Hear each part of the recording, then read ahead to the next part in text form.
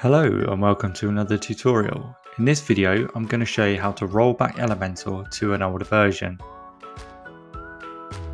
You may be wondering why this is important. So picture this, you update the Elementor plugin or Elementor Pro plugin, you then revisit your website on the front end and everything is broken.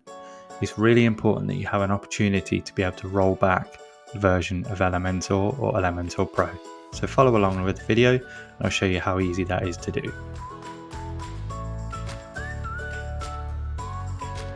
One thing you might want to consider is taking a backup off the website before you do this, just in case something goes terribly wrong.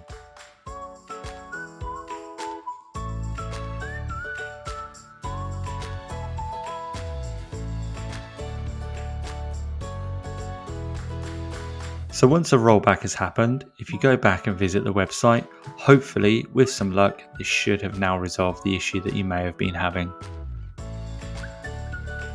And there we have it. So thank you very much for watching and see you in the next video.